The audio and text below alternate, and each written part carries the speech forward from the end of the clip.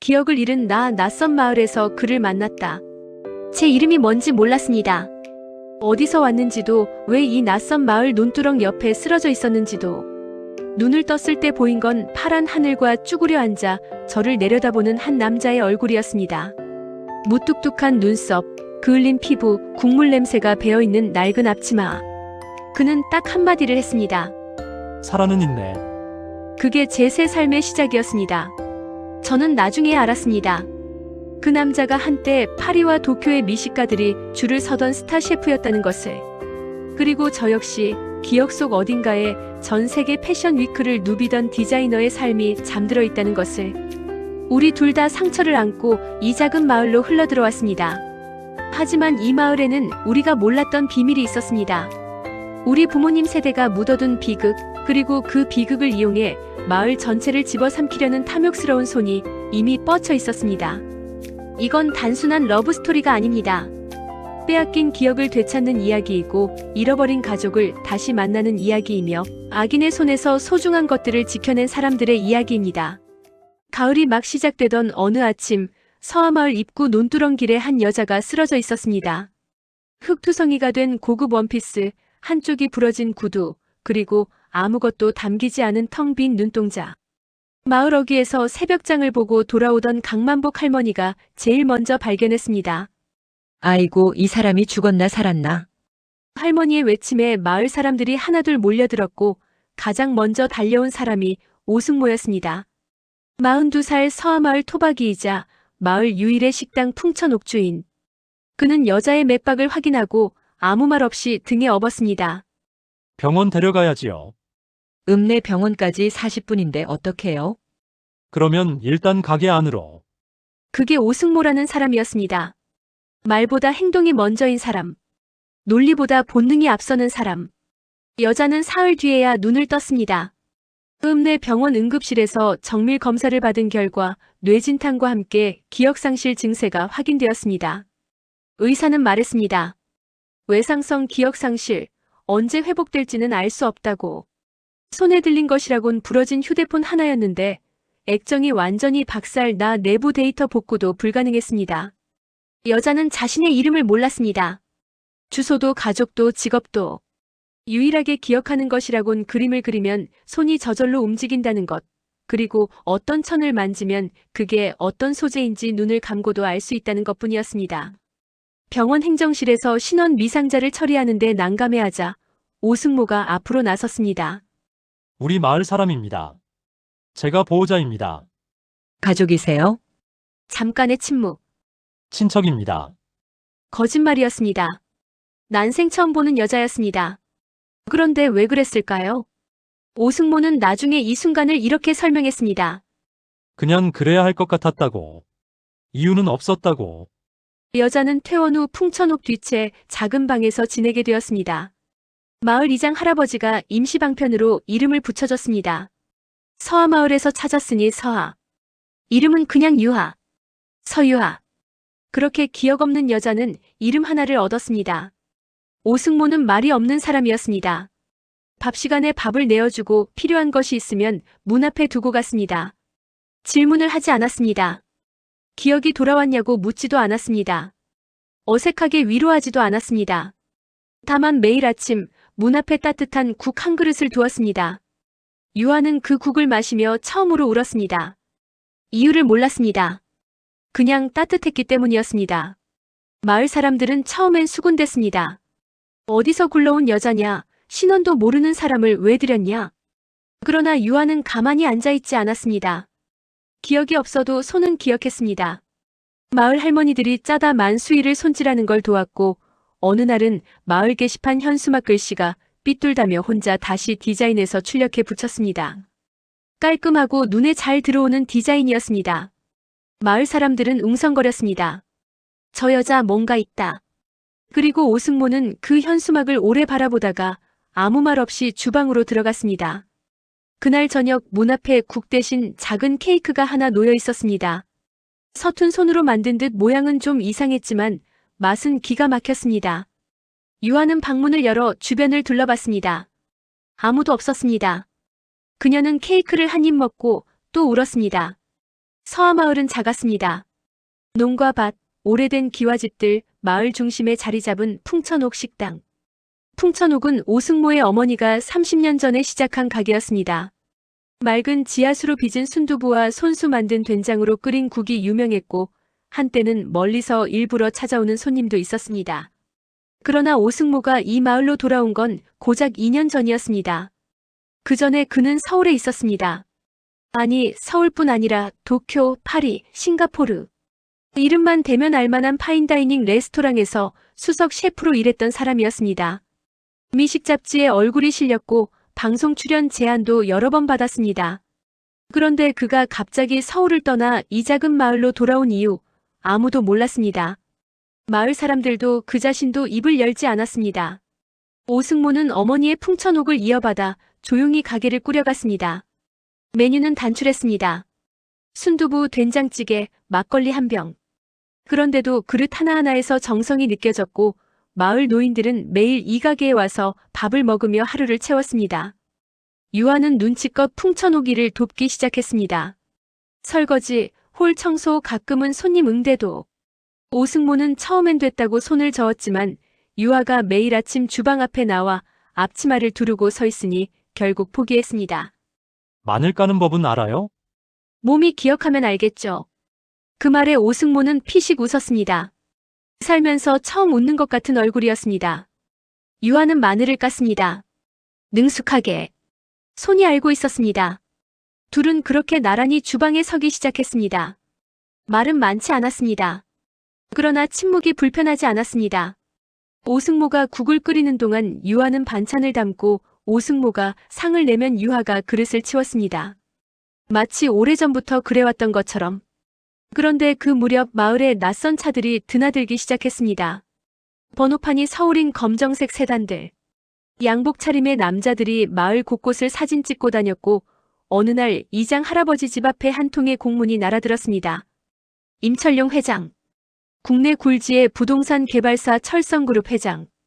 그가 서하마을 일대 70만 평을 통째로 사들여 리조트 단지를 개발하겠다는 계획을 발표한 것이었습니다.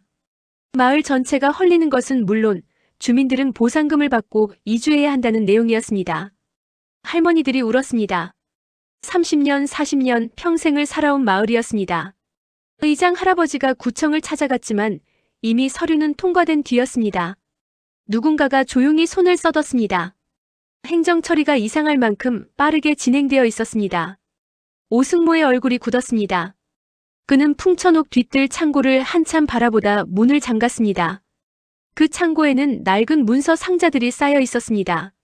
어머니가 돌아가시기 전에 이것만은 절대 남에게 보여주지 말라고 했던 것들이었습니다.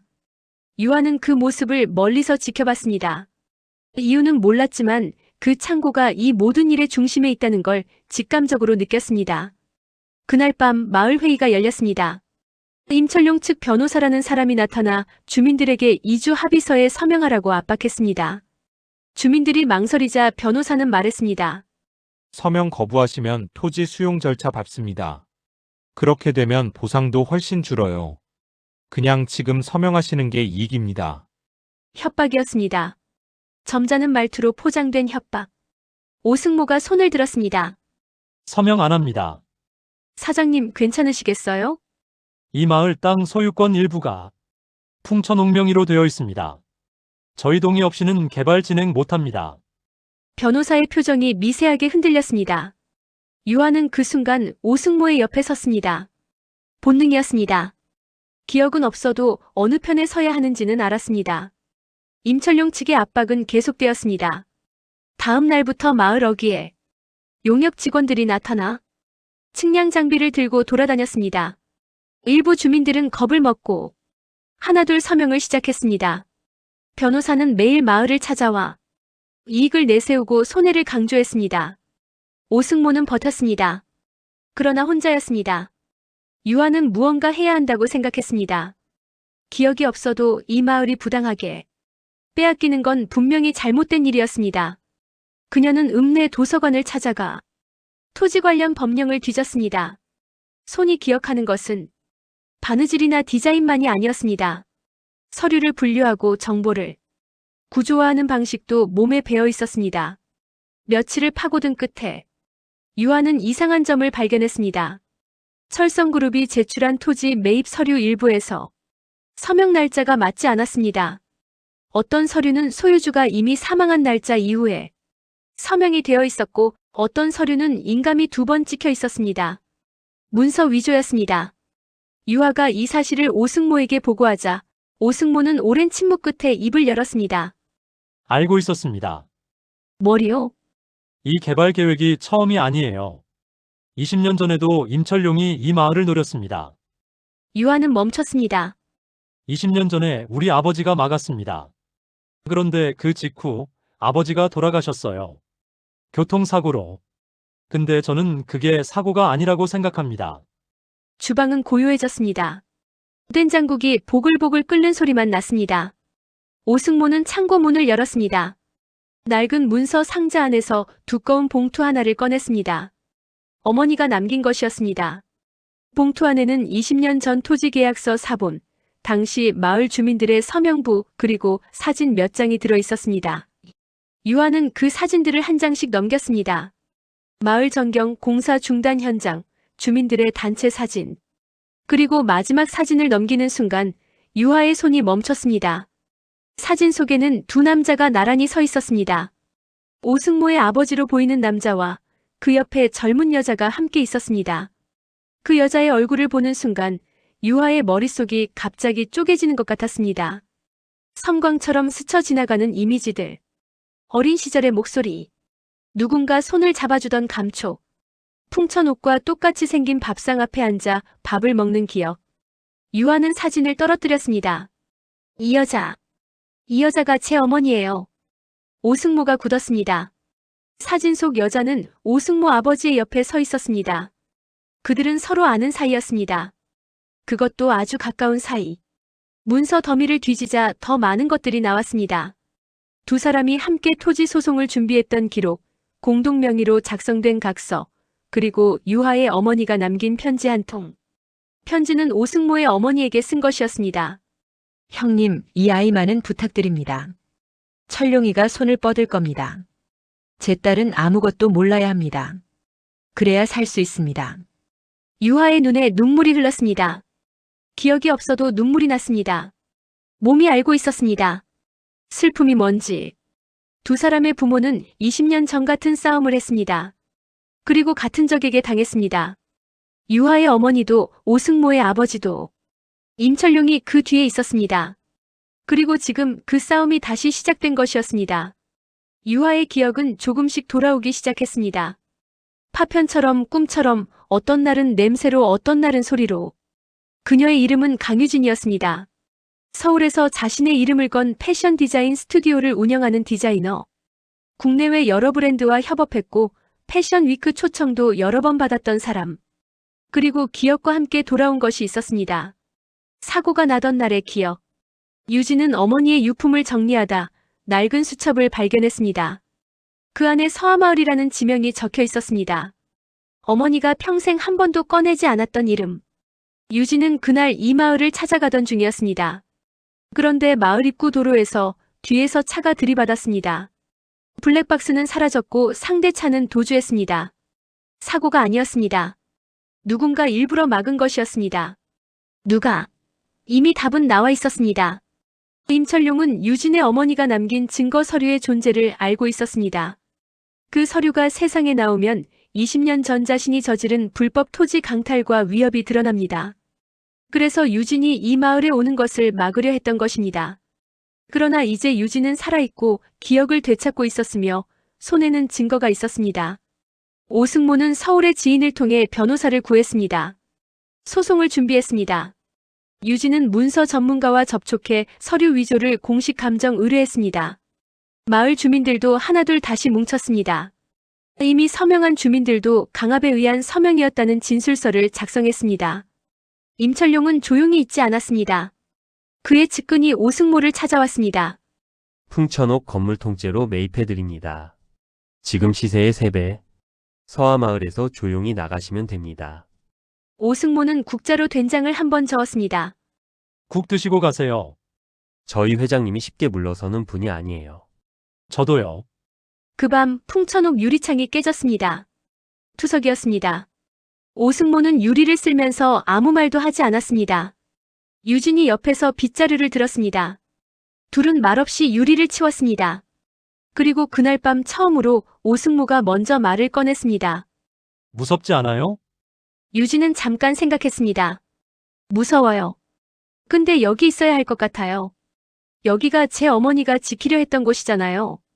오승모는 오래 유진을 바라봤습니다. 그리고 조용히 말했습니다. 우리 어머니도 같은 말을 했을 거예요. 그 순간 두 사람 사이에 무언가가 달라졌습니다. 말로는 설명할 수 없는 것이었습니다. 같은 뿌리에서 자란 두 줄기가 마침내 서로를 알아보는 것 같은 소송이 시작되었습니다. 서류 위조 감정 결과가 나왔습니다.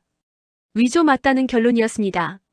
방송기자 한 명이 이 사건을 취재하겠다고 접촉해왔습니다. 유진은 인터뷰에 응했습니다. 담담하게, 그러나 정확하게 사실을 말했습니다. 그리고 그 방송이 나간 다음 날 철성그룹 앞에 사람들이 모여들었습니다. 과거 비슷한 방식으로 개발 사업에 밀려난 다른 마을 주민들이었습니다. 피해자가 서하마을만이 아니었습니다. 임철룡의 제국에 균열이 생기기 시작했습니다. 재판은 석 달이 걸렸습니다. 서울 법원 앞을 오승모와 유진은 수십 번 오갔습니다. 마을 주민들도 버스를 빌려 방청석에 앉았습니다. 강만복 할머니는 한복을 차려입고 왔습니다. 이길 수 있겠어요, 할머니? 내가 평생 농사 지으면서 포기한 거 없어요. 올해 배추도 다 심었어. 재판 결과 철성그룹의 토지 매입 계약 일부가 무효 판결을 받았습니다. 위조 서류가 증거로 채택되었고 임철룡은 문서 위조 교사 혐의로 검찰 수사를 받게 되었습니다. 이미 다른 사건들도 줄줄이 터져나오고 있었습니다. 20년 묵은 것들이 한꺼번에 쏟아졌습니다. 임철룡은 회장직에서 물러났습니다. 이사회 결정이었습니다. 그룹 주가는 반토막 났습니다. 그토록 탐욕스럽게 집어삼키려 했던 서하마을에는 결국 발 한 번 제대로 딛지 못했습니다. 유진의 기억은 그 무렵 완전히 돌아왔습니다. 마지막으로 돌아온 기억은 어머니의 목소리였습니다. 어린 유진에게 밥을 먹이며 했던 말.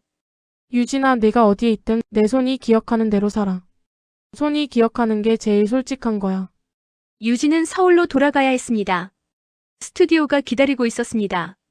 그러나 떠나는 날 아침 주방에서 오승모가 밥상을 차리는 소리를 들으며 유진은 문을 열지 못하고 한참 서 있었습니다. 문을 열자 밥상 위에 국이 있었습니다. 그리고 옆에 작은 쪽지 하나. 맛없으면 다음에 와서 얘기해요. 유진은 웃었습니다. 소리내어 웃었습니다. 서하마을에 온 이후 처음으로. 그녀는 국을 다 마셨습니다. 그리고 쪽지를 접어 주머니에 넣었습니다. 서울로 돌아간 유진은 새 컬렉션 작업을 시작했습니다. 주제는 서하마을이었습니다. 논의 색깔, 흙의 질감, 할머니들이 짜던 실의 결. 그것들을 패브릭으로 옮겼습니다. 컬렉션 이름은 지을 필요가 없었습니다. 프레스 자료에는 그냥 이렇게 썼습니다. 손이 기억하는 것들. 그 컬렉션은 이듬해 서울 패션 위크 최고 화제작이 되었습니다. 풍천옥에는 손님이 늘었습니다. 재판 소식이 방송을 타면서 서하마을 이름이 알려졌고 주말이면 외지 손님들이 찾아오기 시작했습니다. 오승모는 메뉴를 바꾸지 않았습니다. 순두부, 된장찌개, 막걸리 한 병. 다만 상차림이 좀 더 정성스러워졌고 밥 공기가 조금 더 커졌습니다. 강만복 할머니의 배추는 그의 풍년이었습니다. 서하마을은 사라지지 않았습니다. 그리고 어느 가을날 유진이 다시 내려왔습니다. 서울 패션 위크의 여왕 유진이가 강원도 마을 풍천 옥밥집 앞에 섰을 때 그녀의 손이 미세하게 떨렸습니다. 큰 짐 가방을 들고. 오승모는 아무 말하지 않았습니다. 그냥 냄비를 하나 더 꺼냈습니다. 둘은 서로 아무 말 없이 눈만 꿈뻑였다. 지수는 서울로 돌아갈 생각이었다. 이틀, 길어야 사흘. 잠깐 얼굴만 보고 가려 했습니다. 그 사흘은 너무도 짧았습니다. 서울을 가려고 짐을 싸는 유진에게 승모가 아무 말 없이 유진에게 손을 내밀었습니다. 서울 가지 말고 나랑 여기서 함께하면 안 될까요? 승모는 뒷산에 피어있던 꽃들을 다발로 만들어 유진에게 건넨다. 유진은 수줍은 듯 꽃을 받으며 가고 싶지 않았어요. 승모 씨가 손잡아주기만 기다렸어요. 둘은 서로를 끌어안았다. 유진이 부엌으로 들어가 앞치마를 둘렀습니다. 둘은 나란히 주방에 섰습니다. 창밖으로 황금빛 눈이 보였습니다. 바람이 불었습니다. 풍천옥의 낡은 간판이 살짝 흔들렸습니다. 그게 끝이 아니라 시작이었습니다. 이야기는 여기까지입니다. 기억을 잃은 디자이너와 말없는 셰프. 이건 단순한 러브스토리가 아닙니다. 빼앗긴 기억을 되찾는 이야기이고 잃어버린 가족을 다시 만나는 이야기이며 끝까지 포기하지 않은 사람들이 지켜낸 것들의 이야기입니다. 끝까지 시청해주셔서 감사합니다.